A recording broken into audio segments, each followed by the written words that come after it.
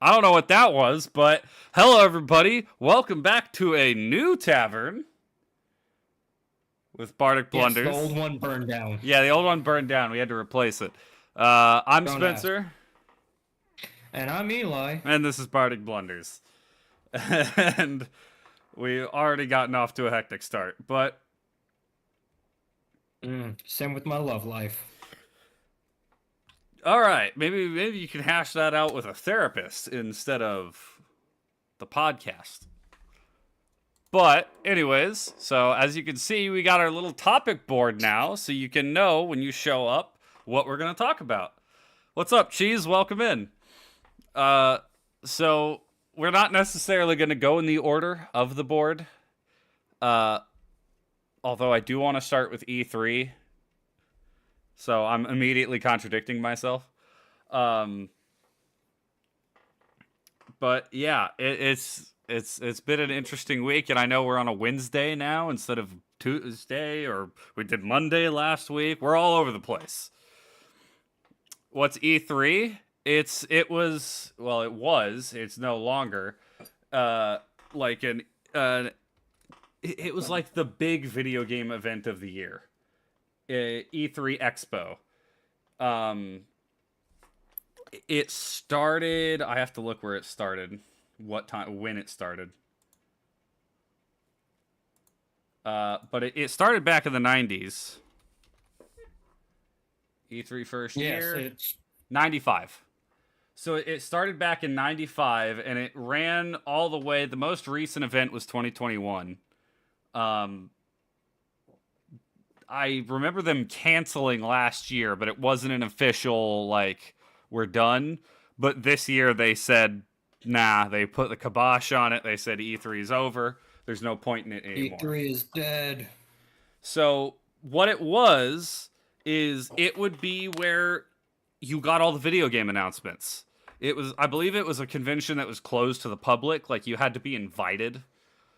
No, you could go. You just had to get your passes way in advance. Oh, okay. So it was, but it was still like you couldn't just walk up and be like, "Hey, I want 3 tickets for the convention." Like, yeah. So what it, It's kind of like how PAX works. yes, it's similar to PAX, but it was all about, like, you could play video games or you could play demos. That's how you played a lot of demos.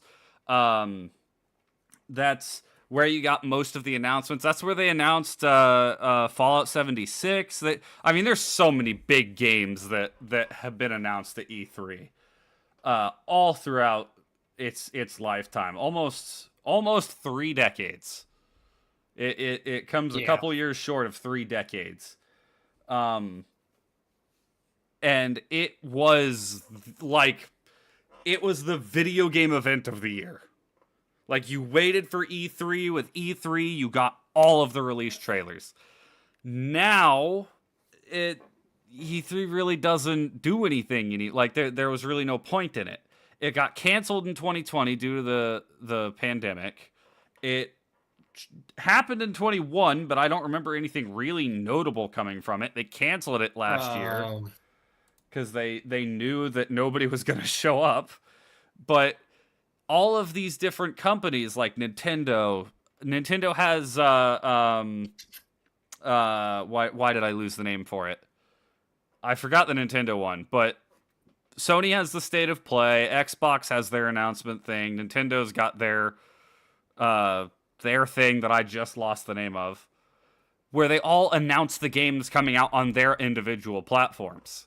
So it's like, you've already got all the big ones off the market. They're announcing their own crap. And a lot of even indie developers now are just like posting updates on Twitter or on YouTube or whatever. And it's like, you don't really need this big convention to wait like once a year, like this is the place we're announcing it. If you do, wait for the Game Awards. People are actually watching yeah. that.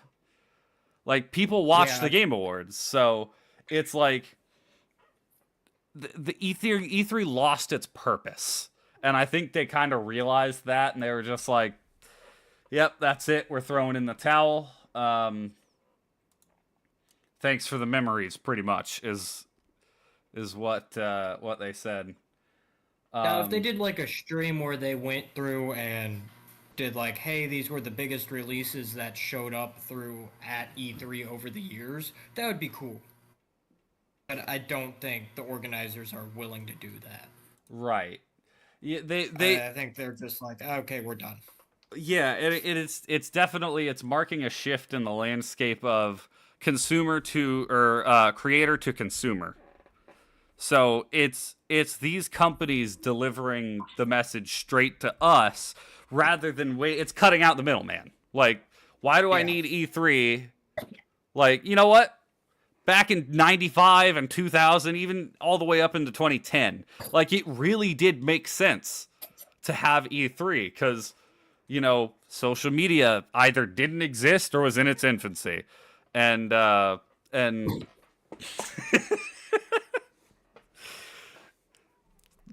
you know, you're not far off, Cheese. Like, it was really not an online world even 10 years ago.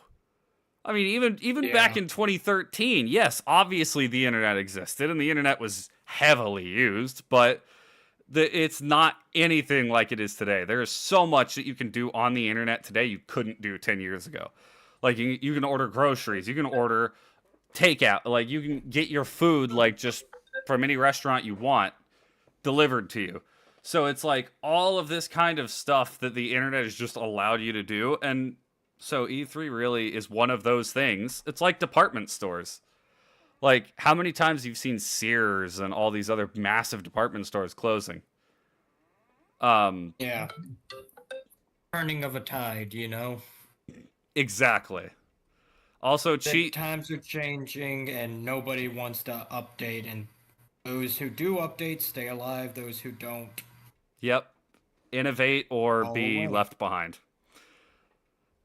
Cheese wants to see if you can name the most popular anime for the past 2 decades. Past 2 decades. So, I know what it is. Eli doesn't really watch anime, just for everyone watching. Okay. Oh boy. So from the 2010 era and the 2000 era, correct? Yeah. Well, I think he's saying the most popular anime that has been the most popular for the past 2 decades. It's not One Piece. Because I didn't even know about One Piece till I was an adult. It is One Piece. It absolutely is One Piece. You're joking me, right? Dude, 100%. One Piece started. I never heard One Piece until I started hanging out with Justin.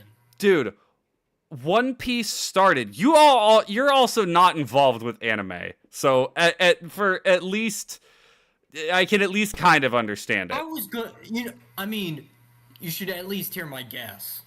What was your guess? I was gonna say Dragon Ball Z. It's up there, but it's not as popular as it used to be. Yeah, that's more of a 90s one. 90s, 2000s, yeah.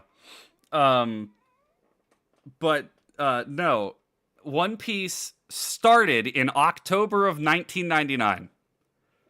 So get a perspective on that. I was 5 months old when that started, and it's still going. It's not finished yet. And yes, it is massively popular. Favorite One Piece arc? I haven't watched One Piece. The train arc. Eli's gonna say something because he watches videos to irritate those of us who do watch anime. No, because my coworkers are currently going on a binge of... My actual job coworkers are going on a binge of One Piece. So that's all they talk about at work. So I have to listen or wear earbuds. All right, fair enough. See, yeah, that's the only arc I've seen. I have said, I'm like, One Piece is very, very long, and I have a bunch of other anime on my list that I want to watch before. So it's one of those, like, I might get to it eventually, but I just don't watch anime enough, and with it being as long as it is, it will take me 7 years to even get to episode 100 with the frequency with which I watch anime. I've got 2 episodes left in the one I'm currently watching, which is Yu Yu Hakusho, which that's a throwback all the way to 1993. But Spy X Family isn't bad. I want to watch that one. It's on my list, and I have others that I'm watching before it because I want to let more of it come out. But I do really want to watch that one. Yes, Cheese has successfully derailed us off the topic. Don't worry, that happens all the time. That is a consistent happening on this podcast. If you can't accept tangents and non sequiturs, this is not the podcast for you. Hey, there's my quote for the day. You're gonna quote me as your quote for the day? Sure, why not? If you can't accept tangents and non sequiturs, this podcast isn't for you. I should make that the little like descriptor on the podcast, like when you open up the podcast playlist. Oh yeah.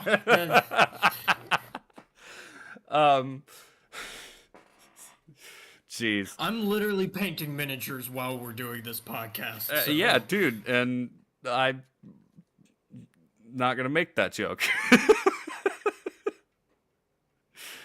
But so yes, to get back. E3's dead. Nobody really cares. No, that's the funniest part. There are the thing I've been saying is people are like, man, I wish I'd gotten to go to one. But then it's just that's where it ends. It's not like, oh man, it's not keeping going. It's just like, oh man, that would have been cool to go to. It's like, yeah, that would have been cool to go to. I would have loved to go to an E3. Or like people posting memories that they had at an E3. Yeah. And it's like, okay, that's cool. Yeah, exactly. Cheese says painting miniatures seems annoying. Don't worry. You're too young to know what an E3 is? Back in my day, they announced conventions on outside of the television. We had to wait. You had to wait for like the Super Bowl was the other place to catch video games. And that's the funniest thing in the world. It's like E3 was the Super Bowl of the video game world. It was the most watched of it. I can't tell you the number of years where I was just like sitting there at home. I got my schoolwork done, and I'm like, wait, oh, E3 is on. Toss it on, and I'm listening to it for the rest of the night. Spencer, me and Alex used to have watch parties at work. At one of the places me and him worked together, where we would set up a computer in the back room of the kitchen and put E3 on while we did work. And anytime there was a new trailer coming, we would run back there, watch the 3 minutes of it, and then go back to work. Stop everything you were doing. Yeah. Yeah, I loved E3. It is a shame it's going away, but it's understandable why it is. And I mean, It's the time. It's the time, and I think the Game Awards is going to be the last one that's really like that's where you're going to see a lot of the indie games getting announced, and it's not. I don't think it's going to suffer the same fate. I think as long as people still care about Game of the Year, it's going to exist. So.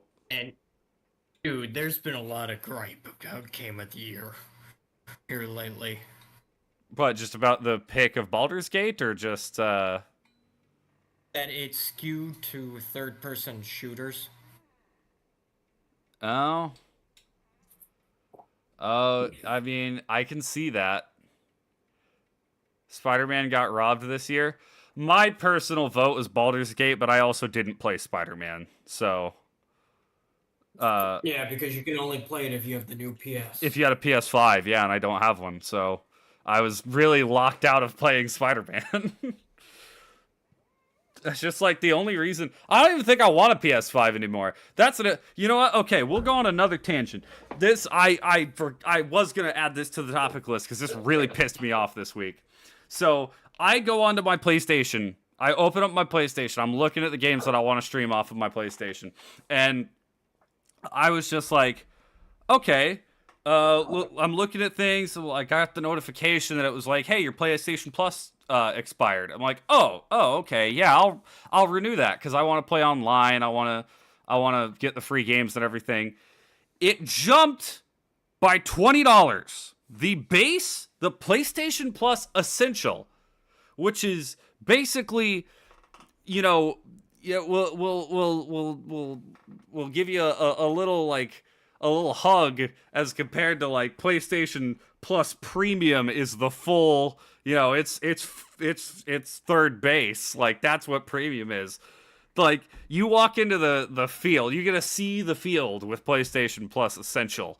It jumped from $60 to $80 just to play online and get 2 free games a month. It is $80. Why? Xbox charges me $10 a month to play on Game Pass. And you know what? I'm going to say this. I have been the PlayStation guy ever since I was a kid. I had a PlayStation 1. I had a PlayStation 2. I did skip PS3, but I got a PS4. I have always been the PlayStation guy. I can't side with PlayStation on this. I feel like I'm getting robbed. $80 a year for an internet connection and 2 free games is asinine. Oh, well, what if I want the PlayStation Plus Premium that gives me all these old games and all these new games? It's kind of like Game Pass. $160 a year. $160 every single year. I don't have the money. Work that out, it's probably like, what? There's 12 months in a year, so that's 120 at $10. So that's like $16 a month if you want to break it down. Yeah, it's about $16 a month. But you have to pay it all up front, right? Yeah, it's all up front. Yeah, see, that's why Xbox is so much better in my mind. Well, because you don't have to pay it up front. And it's like Xbox is giving me all these free games for $10 a month. And it's like, I don't even have to pay for the Xbox. I'm playing it on my computer. Xbox did not require me to go out and pay $600 for a console. I know it's probably like it's $500, I think, for the current Xbox, but still, I didn't have to pay that money. Is it $600? No, not anymore. It's like my most recent one. I got it the day it came out for $395. Xbox Series X, yeah, now $349. At Walmart. Man. So, yeah, even $350. I didn't have to go pay that because I could just play it on my computer. And you know what? My computer, even being a laptop that I bought 3 years ago, runs better than my console. Let's look this up. PlayStation 5. How much does a PlayStation 5 cost? $450, and I have to pay $160 a month to get a worthwhile, or not a month, jeez. I have to pay $160 a year to get a worthwhile subscription. Yeah. What are you talking about? Why? That is asinine. So I can't any longer be on Sony's side. Like, I can't do that. And I seriously don't know how they're not getting more backlash about this, because that's freaking ridiculous. I will tell you exactly why they're not getting any backlash. Oh? Auto renewal. Oh, yeah. And that's, I didn't have auto renewal turned on. I didn't have auto renewal turned on, and that actually saved me. Because I was like, I've been off of work for a long time. I'm trying to recover financially from being on workman's comp for so long. So I'm not gonna renew this year because I'm like, it's $60, which $60 a year is not that insane. For what I was getting, I was like, okay, I can accept $60 a year. Lets me play online. I get 2 free games. I have a bunch of free games in my library. It's like, okay, you jump that up by $20, and it's like, I'm not getting anything else. I'm just getting screwed. I'm still a little bit heated about it, I will say. So I'll as I had to listen to this all the other day. yeah, you did. So I'll stop ranting about this now. And I know that was off topic. I did want that as one of the topics, but I'll pull back from the ranting and we can refocus a little bit on the topics still involving PlayStation with Insomniac. They just got hacked, and the hackers were holding the data for ransom. So Insomniac, for anybody who doesn't know, they're the ones who made the Spider-Man games on the PlayStation 1 and 2 and Miles Morales. I know they've made other games in the past, but I'm not thinking of them off the top of my head. But they got hacked, and the hackers were holding the data for ransom, and Insomniac was just like, yeah, no, we're not paying that. And so the hackers went, okay, and just started drip feeding things onto Twitter. So I haven't looked at any of the leaks. Because I was like, I don't want to pay attention to that. I'll leave that alone. I'll see what other people have to say after the fact. But the big thing that got released was Wolverine. You know, they were making a Wolverine game in the same style as Spider-Man games. Okay, that's pretty cool. Yeah, it was a really cool game. People were really excited about it. It's not ready yet. And everything, all these, like, development, like, let's be honest, early development just got released onto Twitter, and people are like, oh, this game's gonna suck. It's like, you know, that's like the alpha stages of development, right? Like, they haven't made the whole game yet. This is not a finished product that they're getting ready to put out. Like, you know what? If this got released 5 months before the game was supposed to come out, then I'd be like, yeah, that's concerning. I don't even think they have a release date for the game because it's not close to finished yet. And so many people were like, oh yeah, this game's gonna suck.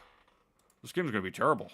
Like, you don't know that from pre-release stuff. Those are the same people who are going to come back when the game comes out and be like, I never doubted this game for a moment. Oh, yeah, 100%. That's exactly what's going to happen. Yeah, I had this game pre-ordered on like 4 different machines and accounts. Yeah, I've played it like 6 times already, and this game is awesome. Like, it's the exact same people. But it's a shame that leaks happen like that, because I think it does nothing but hurt the product. Because it breaks down hype. You've got all these people who are reacting way too early. They're jumping the gun and saying, "Oh, it's gonna be bad." And see, you get 2 things out of that. You get people who are like, "Oh man, it's gonna suck," and it brings down the hype. Then you have other people who are like, "They're making a Wolverine game. Wolverine's my favorite superhero, guys." Right. Well, I mean, they had already announced the Wolverine game. That one was already announced. Oh, I had no clue about that. That was announced. I don't remember when that was announced. That was announced a little bit ago. Marvel's Wolverine. Yeah, it was more than a terabyte of Insomniac Games' internal data.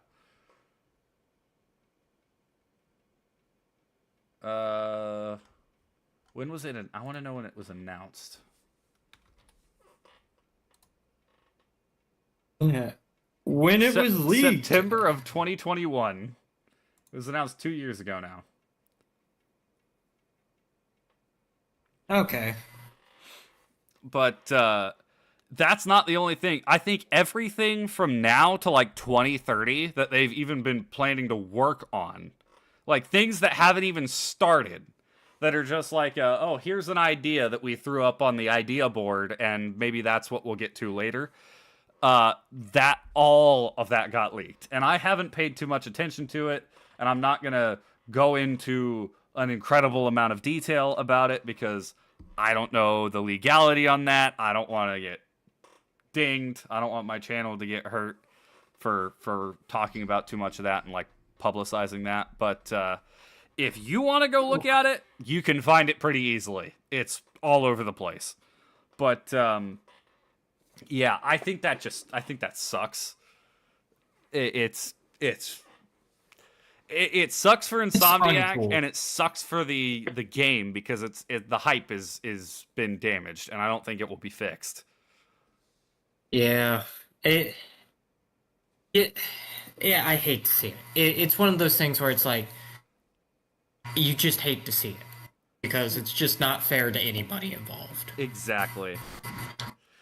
That's what sucks. I mean, like, take Baldur's Gate. If 8 years ago somebody would have leaked some of the stuff for Baldur's Gate, we would have been like, this game's gonna fucking suck. Because that game's was in development for almost 10 years. Exactly.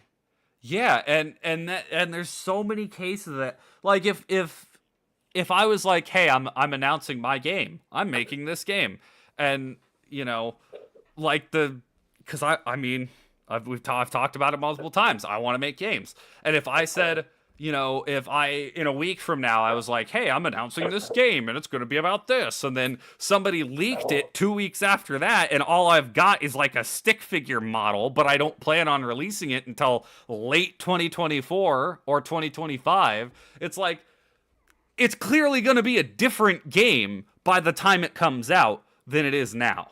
And oh yeah, don't look at my idea board because there's like storyboard stuff up there for so much stuff that it's like none of these are even connected. Oh yeah, dude. Well, and the number of times it's like I get an idea, I'm at work, and I just think of something. I'm like, oh, I need to write this down. I like type it down on my phone, and then, you know, go on with my day. And it's like I never get back to it. But it's, you know, somebody would look at like. There's every single game has to start from somewhere, and even the best games of all time, even if you want to look at Halo 2 or Baldur's Gate 3 or, you know, Knights of the Old Republic, like any game you could think of started off with somebody just making a model of something. It like somebody went, okay, yeah, here's a model for the first level. Actually, that's really funny that you bring up KOTOR. Why is that? Because they actually did have a leak that happened. Oh, really? Yeah, but the funniest part about it was they just imported all the character models from the first game. Oh. And were using that to test out stuff. So everyone's like, yes, we get to play Revan again. And then they boot up the game like a year and a half later, like, wait, what's going on? Oh, that's funny. And that happens a lot too. When somebody's made a game already, they just reuse assets from their old game. Like, I mean, how many, like the plasma pistol has changed, yes, as time has gone on. All the Halo weapons have, but it's the same idea. And it's like we're tweaking it a little bit. It's like we're porting this model up to a new like development system, like game development program, and so it looks better, but it's the exact same freaking model. Like, and no joke, if you go into like all the Halo Infinite backlog stuff, before they put out the Bandit, it was just the DMR that they ported from Halo Reach. Yeah, I mean, exactly. Not the Halo 4 DMR, the Halo Reach Halo DMR. Reach. That's funny. Because they ported the one for Halo 4 from Halo Reach and just updated it. Right. Because that's the easiest way to do things. Win Halo stream? I do need to finish Halo 4. I need to play Halo 4. I said I was going to play it. So I'll do Halo 4. I was also thinking about setting up another poll with some more challenge runs, and one of them was going to be Halo 1 melee only again. And if we could figure out how to both play, I would absolutely love to play with you, dude, in Halo. Absolutely. I mean, we can do multiplayer, but unfortunately, we can't co-op campaign. Isn't not PC and Xbox. Yeah, it's not crossplay. But win best Hollow Knight. You know what? Actually, we had to things came up, so we had to cancel our D&D for tonight. Normally Wednesdays when we play D&D, but I might play some Hollow Knight after this. Like, give me a brief break to like go get a drink and everything. But I might play some Hollow Knight in a bit. I'll let the Discord know. I'll update it on the Discord. But man, and here I thought I was gonna rope you into playing a game with me. Oh, I mean, if you want to play games, I'll play games with you. I mean, we could actually just play Lethal Company. I have my computer set up. You know what? If we want to do a Lethal Company stream, I would enjoy that. 2-man Lethal Company. We can do that for a bit if you're willing. Yeah, I'm down. I gotta be up a little bit earlier tomorrow. I was gonna say, yeah, you do have to be up earlier, so I could understand if you don't want to stream. I don't care. I mean, I already told them they messed up my schedule enough. All right, fair enough. Yeah, moving on. Before we talk about the crew servers, I have something to bring up. Oh? I don't know what's changed. This is a topic you and me keep bringing up on the podcast. What happened to gaming? Because I played XCOM, the original XCOM, yeah. And I was like, man, I remember this game sucking, and I had so much fun. Just, like, not even winning. It was like, man, this is making me think. Because I love those kind of games, but that's me. It's like, this is making me think, this is making me, like, change strategies in the middle of a combat. Whatever happened to games like this? See, well, it's funny. There's been a lot of games that I've played that I remember distinctly, like, struggling with something when I was younger and being like, this game sucks. It doesn't make any sense. I don't like it. And then dumping it. And then I decide to play it later on. I'm like, wow, I was freaking dumb as a kid. I was a moron. How did I not figure this out? I've done that quite a lot with some old games, especially going back and playing the Pokemon games, like playing through Platinum. There's been changes to the story because of, Renegade Platinum changes some things, but it's like, I was like, oh, I remember like struggling with some of these like ice puzzles and everything when I was a kid, and now it's like boom, boom, boom, boom, done. You felt that about Dark Souls? Absolutely. Dude, the first time I played a Dark Souls game, I wish I had a recording of my first Dark Souls playthrough. Because the first Dark Souls game I played was Dark Souls 2. And I was terrible. Not only was I terrible, I accidentally activated the Covenant of Champions, giving the bosses extra health and making it so I couldn't summon anybody to help me. So, and then now, just this year, I beat Dark Souls 3 at Soul Level 1. So easily, like, I have way improved at Dark Souls. And that's a message to anyone.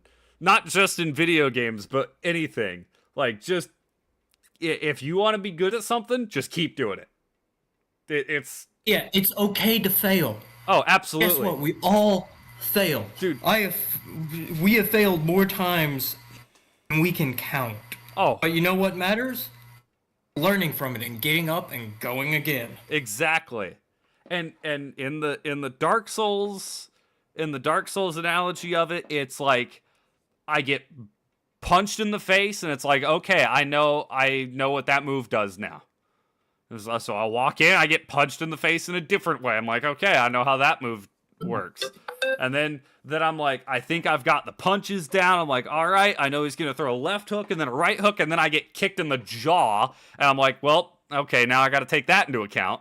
Like that's Dark Souls is like real life. We got an inspirational message going. See, the thing is, real life is like Dark Souls. You just gotta keep fighting. You gotta have that Dark Souls mentality. It's not over until I win. Dude, you can't take any of my mentalities into games. Well, yeah, you know how I play board games. Your mentality is like, that wall looks weird. I bet it's gonna kill me. Let me find out. Walk into the wall. Yep, it kills me. Okay. Or it's like, I learned how to board game from my mother, where it's no longer a game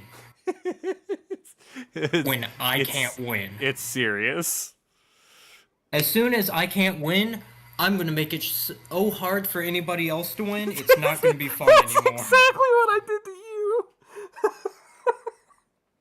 I did that to you playing Ascendancy, one of our game nights.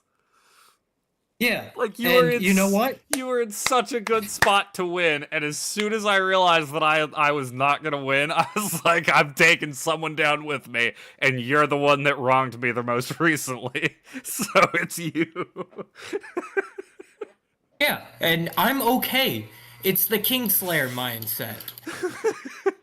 And when it happens to me, okay, good. I deserve that.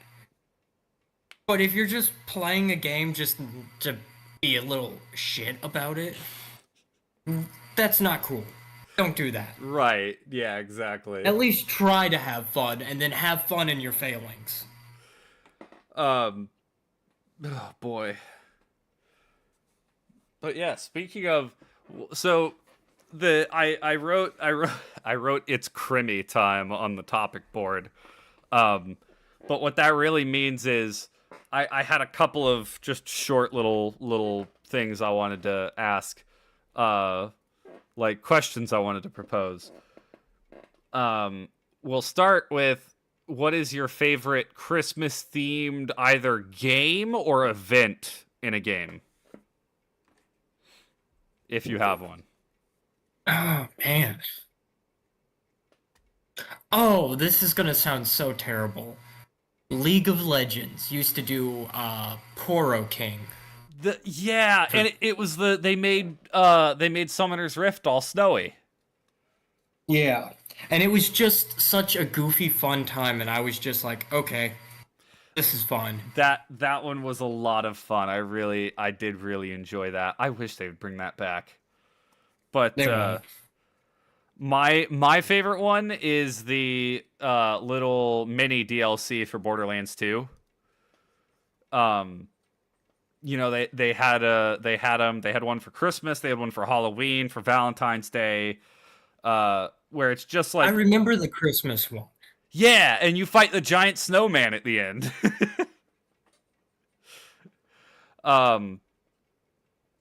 Yeah, I loved that one.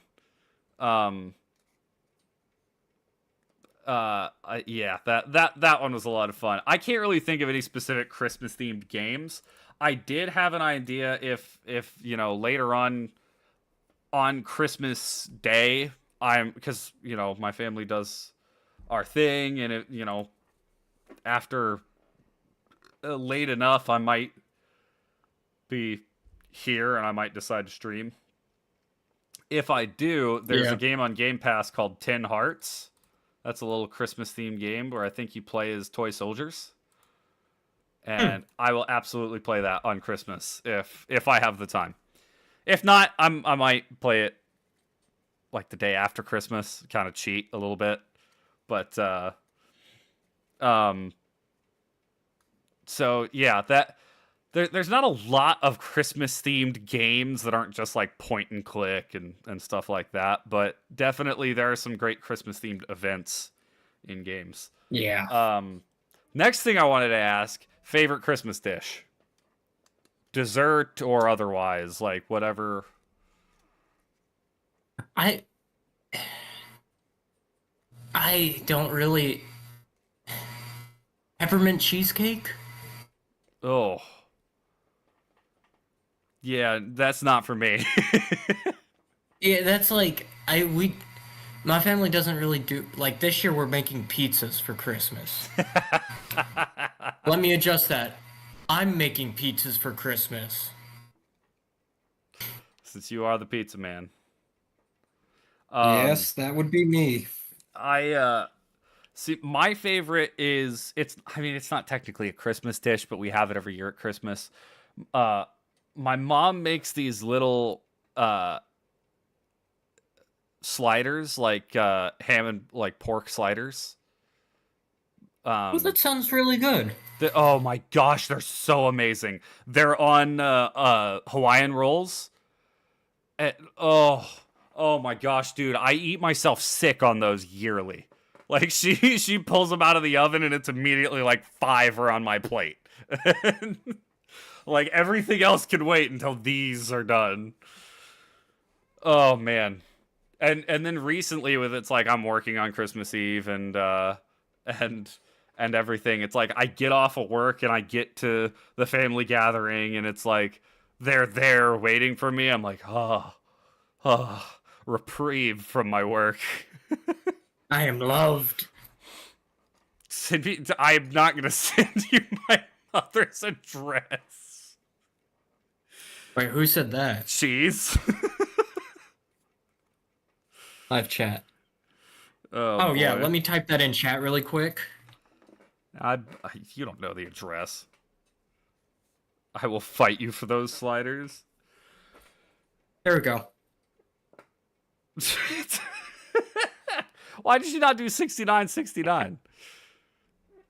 Because it's your mom, and I want to be respectful towards your mother. Thank you. Listen, your parents are amazing people.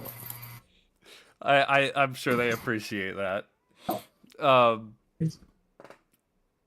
The last thing I wanted to ask, and this one's might be a little bit more difficult to think, but what is the best Christmas gift you ever received?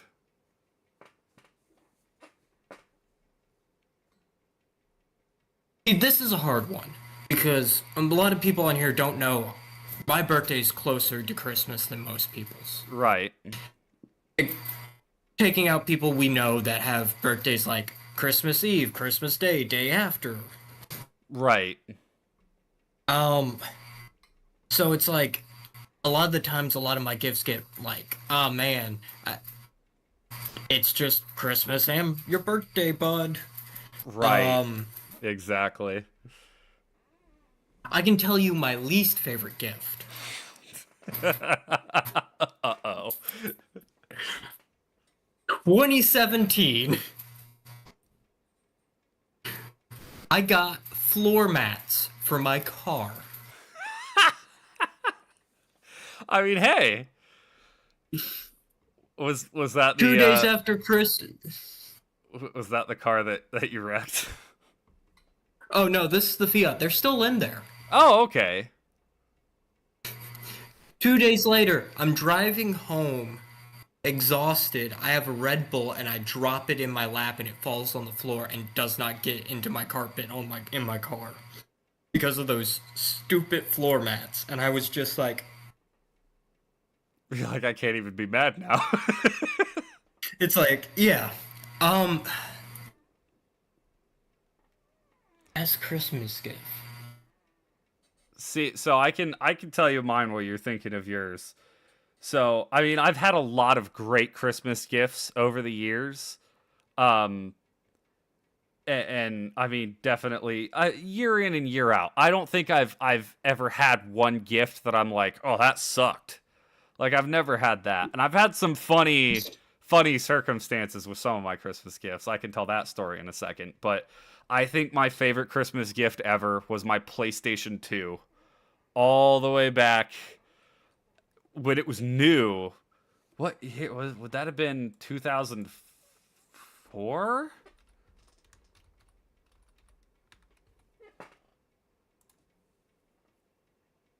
Hmm.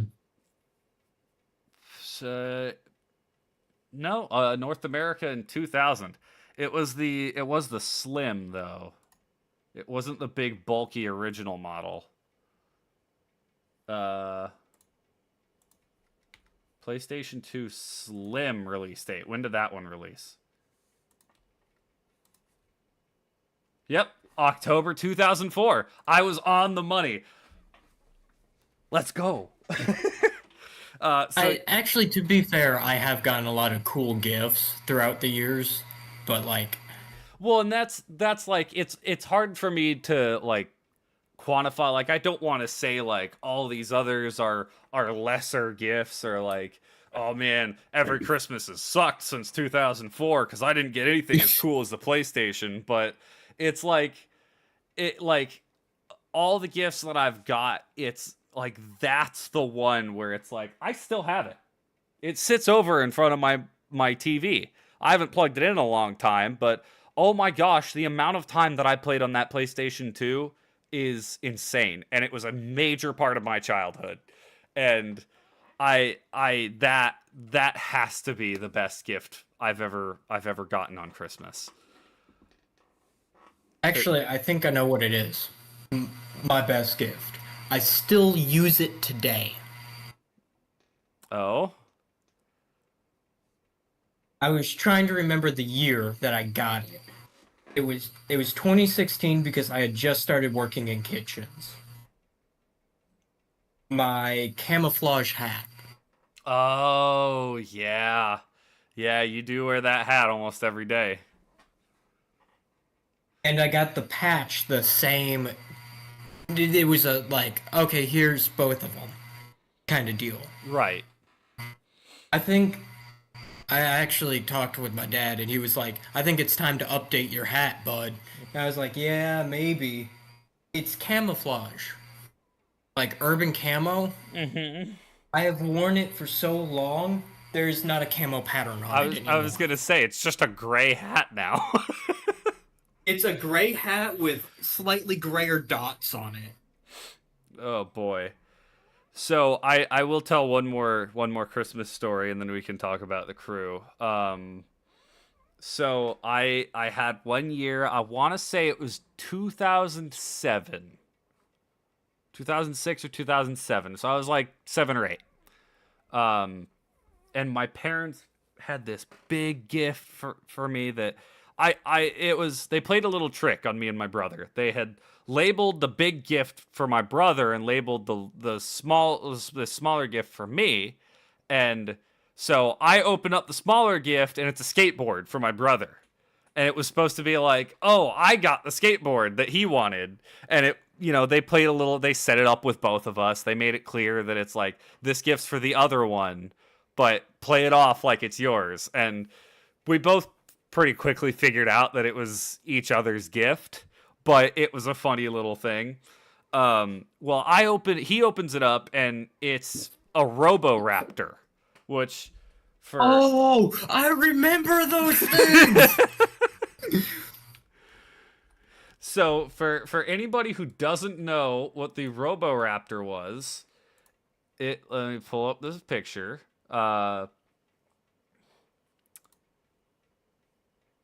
Well, I I didn't mean to. actually do have a picture to send to you to put up. So I'll pop this up real quick. This is the Roboraptor. The tree. I forgot to. The tree is still floating in front. This is the Roboraptor. It was a little remote control robotic raptor. As a 7-year old or however old I was, that was the coolest thing in the world. It was so awesome.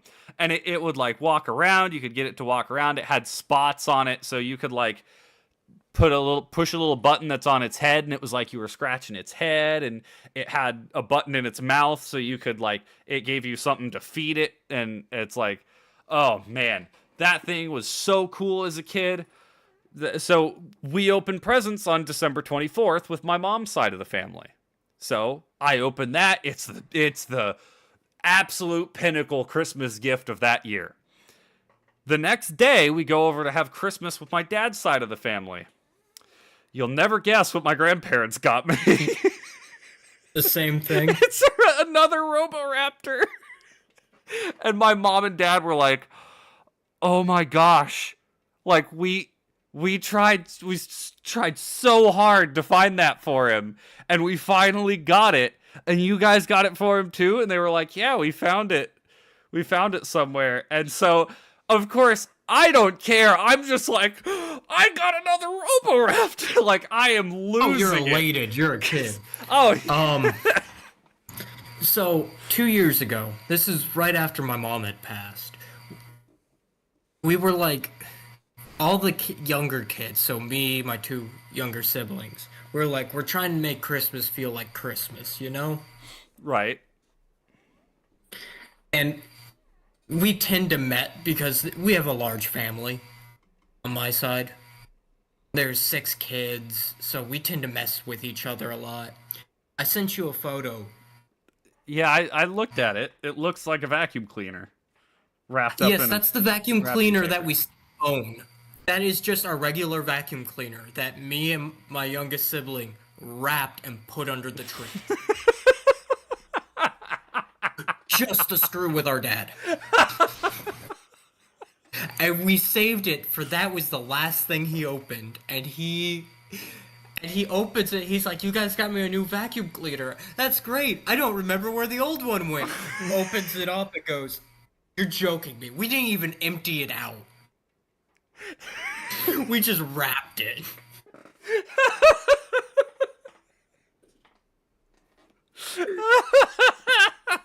And it wasn't like we wrapped it on Christmas Eve. No, we wrapped it like December 13th as a joke and just threw it under there. Oh, that's awesome. And we're like, yay, it's funny. My dad did not appreciate it. That's really funny. Oh, man. Oh. That's all. Christmas is fun. Christmas is a lot of fun. But the last thing we wanted to get onto is the crew servers. So anybody who doesn't know what the crew is, it's a game that was released about like 2014, I think. 2014 or 2015, somewhere around there. That is a game that you can drive around the entirety of the United States. The whole United States. Now, obviously, it's not to scale, but, you know, you can drive from Detroit all the way down to Miami, and you get to compete in races across the entire U.S. Really cool concept for a game, and a lot of people really loved it. Well, recently it was announced by Ubisoft that they'll be shutting off the servers in, like, a year or two. And you know, a lot of games shut down the servers. That's fine and dandy. Only problem, it's an online-only game. Despite it being fully capable of being single-player, you have to have an internet connection. You have to be connected to the internet to play it. So, in essence, they're just saying, nah, after a decade, we're just going to shut this thing down. You know, no more playing it. Sorry, guys. Hope you had fun. This is now considered dead media. I think that is horrible.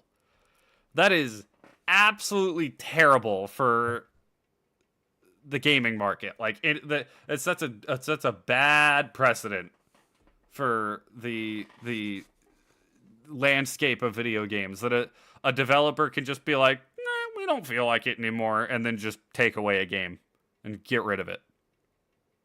Yeah, that's dangerous. Yeah, like, Name another thing that you could pay $60 for, and 10 years later, it's just like you can't use it ever again. It's just gone. Um, Halo 5. Yeah, but nobody should be using that anymore.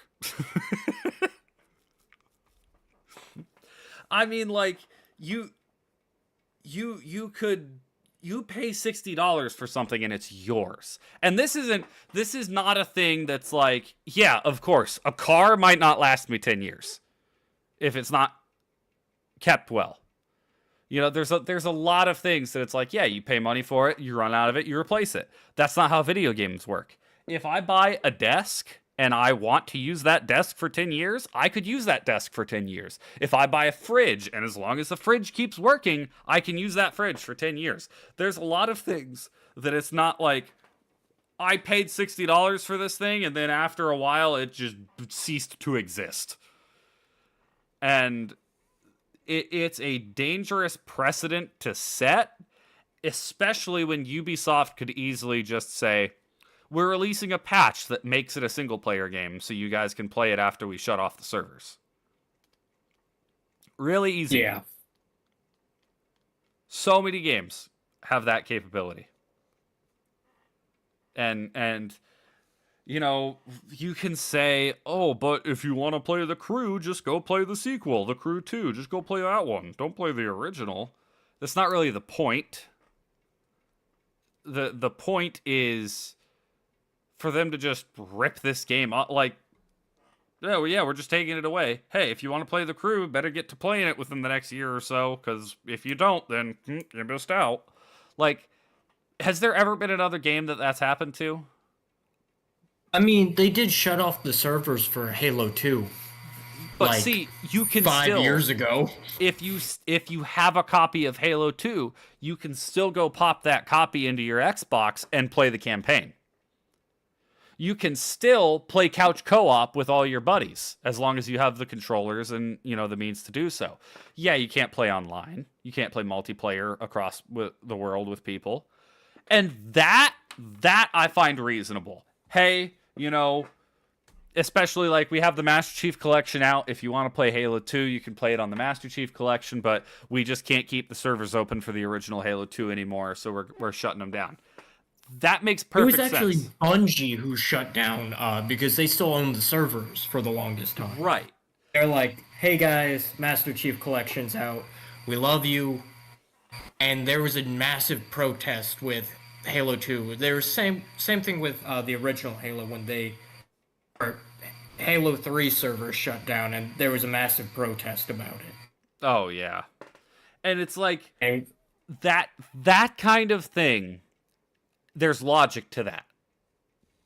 Especially with Halo, because it's like, yeah, we've already released the Master Chief Collection, so you can play 1, 2, 3, 4, Reach. Like, you can play all those, and you can play them all online. So it's like, yeah, it kind of makes sense to shut down the multiplayer servers. But you still have that Halo disc that you can pop into your Xbox and play with your friends. Or play by yourself through the campaign, whatever you want to do. I have a disc for The Crew for my PlayStation 4. In 2 years, that will be literal junk. It will be a paperweight. It's worthless. Because even having the disc, a physical copy, I can't play it. I think that it's ridiculous that that's even happening. I don't understand how that's even coming to fruition. And I think that does not bode well for the future of any media, really. Any media at all.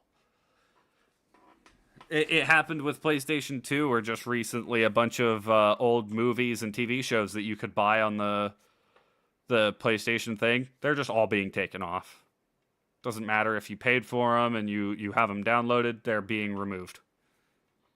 You can't use them anymore. Luckily for me, I never bought any TV shows or movies on the PlayStation. And that, at the very least, the reason for that is it's a dispute between Sony and whatever whoever made those movies and TV shows, the studio that made those. And so it's like the studio's like, yeah, we don't want our stuff on your thing anymore. So Sony's like, okay, and that's at least a dispute between two companies. What Ubisoft is doing with The Crew is just like, we don't feel like it, pull the plug. So it really not an encouraging thing. But I don't have anything else. Oh, I do have one more thing. Go right on ahead. Wizards of the Coast, massive layoff. Oh, really? In the Dungeons and Dragons department. Ugh. Get ready for 5.5 to not work, because it was all the game designers.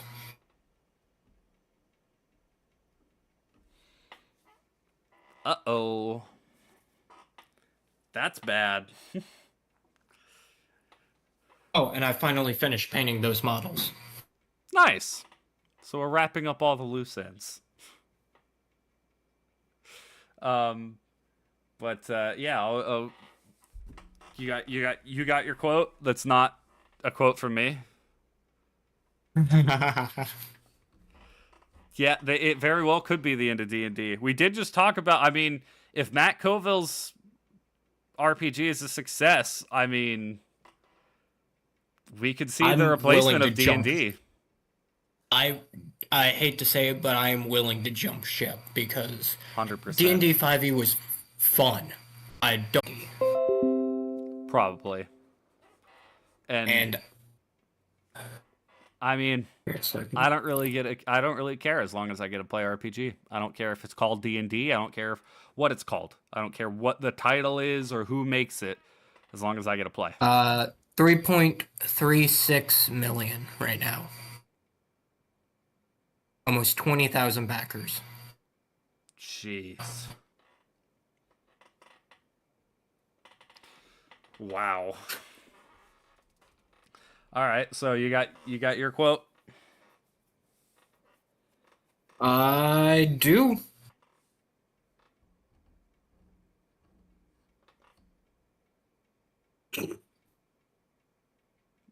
Sorry, I was making myself laugh. Okay. I was just being an idiot up here, over here. So,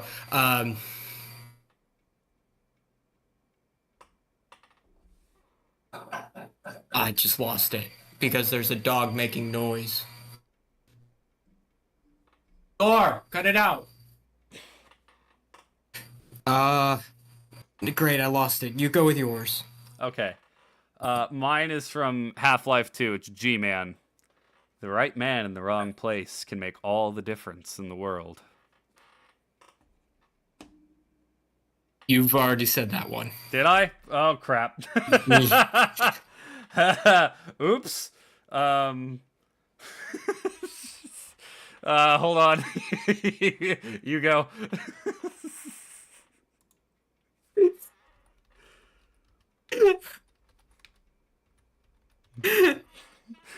Oops. I think you said that one like 2 weeks ago, man. Oopsie.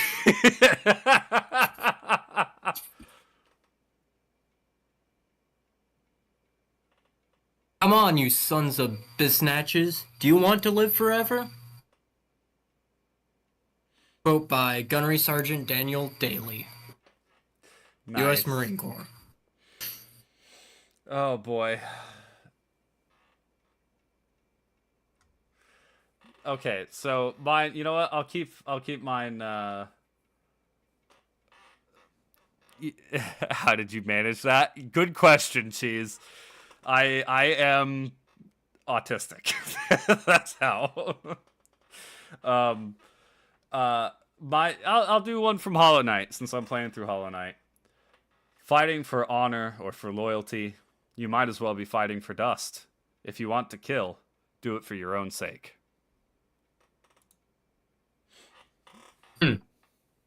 That's the Dung Defender.